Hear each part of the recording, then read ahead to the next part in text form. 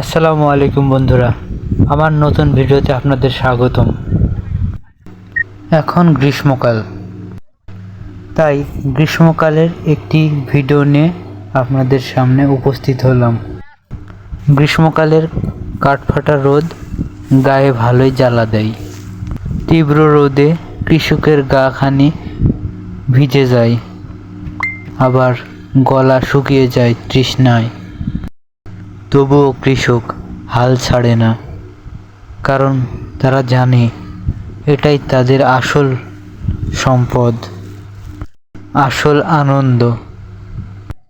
বুড়োর ধান ঘরে আসলে কৃষকের যে কি আনন্দ, সেটা একমাত্র কৃষকই বোঝে। আর এই আনন্দগুলো কোথায় পাওয়া যায় জানেন? অবশ্যই গ্রামে।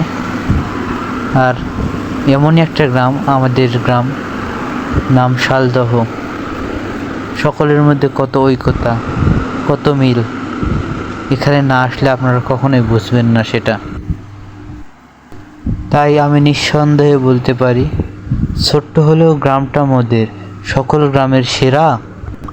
সোনা দিয়ে তৈরি এ গ্রাম, মায়া মমতায় ঘেরা।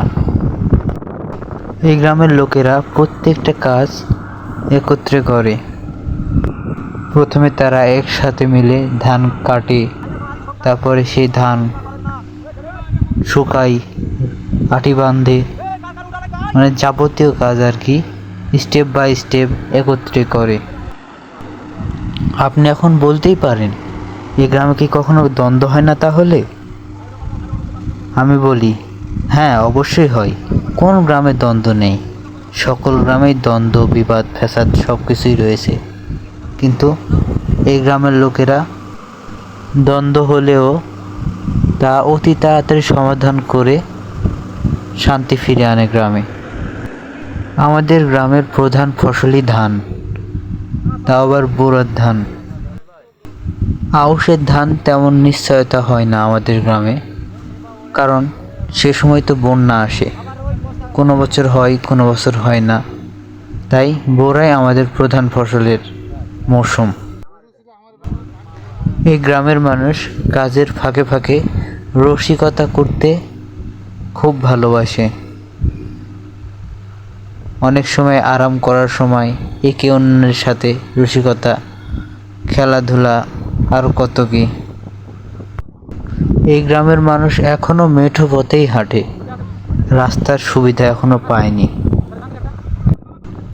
এই মৌসুমে রাস্তাঘাট ধুলোয় ভরে থাকে। কেউ গেলে তার পিছনে আর যাওয়া যায় না, ধুলোয় অন্ধকার হয়ে যায়। চারিদিকে বিলে ঘেরা এই লম্বা সরু গ্রামটির মাঝখানে কয়েকটি বসতি রয়েছে। খুব একটা ঘন বসতিপূর্ণ না, তাই অনেক বাগান রয়েছে এই গ্রামে। এই গ্রামের লোকেরা তাই অবসর সময় বাগানে বসে বসে প্রকৃতির হাওয়া গ্রহণ করে। আমার মনে পড়ে সেই ছোটবেলার কথাটা।